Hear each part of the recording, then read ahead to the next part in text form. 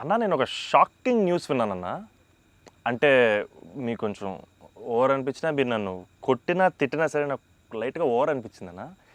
అంటే ఏంటి వేరే స్టేట్స్ నుంచి కూడా స్విగ్గీ చేసుకుంటున్నారని బయట టాక్.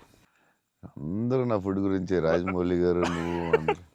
యా నేను అప్పుడప్పుడు వేరే స్టేట్ నుంచి కూడా స్విగ్గీ తెప్పిస్తాను.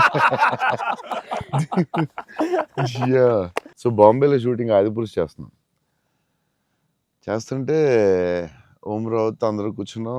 అందరూ చీట్ మీల్ ఆ రోజు సీరియస్ స్పెషల్ ఏం చేద్దాం, బాంబే కాదు నీకు స్పెషల్ ఫుడ్ తెప్పిస్తా అన్న. ఏం చెప్పిస్తానంటే చెన్నై ఫుడ్ తెప్పిస్తా అన్న. ఓకే అయితే చెన్నై ఫుడ్ అని చెప్పి వెయిట్ చేస్తున్నాడు. 10 అయింది, 9 అయింది, ఏంటిది ఫుడ్ రావట్లేదు, నువ్వు ఇవన్నీ తినకు, ఈరోజు చెన్నై ఫుడ్ తినాలని. సరే ఓకే వెయిట్ చేస్తున్నా. 2 hours అయింది, ఇంకేంతసేపు అనండి. ఉండి మరి రావాలి కదా, వస్తుందండి.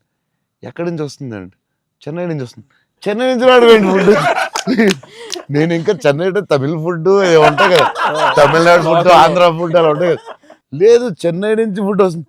చెన్నై నుంచి ఇలా వస్తున్నాడు. ఒకడు వస్తున్నాడు క్యారేజ్ పెట్టుకుని బ్యాగ్ నుంచి వేసుకుని చెన్నై ఫ్లైట్ ఎక్కువ వస్తున్నాడు. అదేంటది చెన్నై మరి వేడిగా రావాలి కదా టైంకి. సో వేడి క్యారేజ్లో పెట్టుకుని వచ్చి ఆడొచ్చి పెట్టి నువ్వు మామూలుడు కదా, నేను లైఫ్లో ఇలాంటి వాడిని ఎక్కడ చూడలేదు. చెన్నై నుంచి క్యారేజీలు పెట్టుకుని ఆ మసాలా స్మెల్ వేసుకుని ఫ్లైట్లో పెట్టి రావాలి వేడిగా. ఆపం విడియాపం అవి చాలా మిస్ అవుతాను. ఇక్కడ కూడా మనకు దొరుకుతాయి కానీ అక్కడ ఫీల్ వేరే. సో పాయా బిర్యానీస్ అక్కడ వేరేగా ఉంటాయి.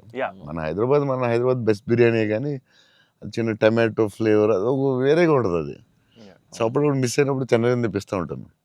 షాక్ అవుతూ ఉంటారు అందరూ. ఈసారి చీట్ మీల్ అప్పుడప్పుడు ఈసారి ఎక్కడ అంటే ఏదో స్టేట్ నుంచి వస్తూ ఉంటుంది.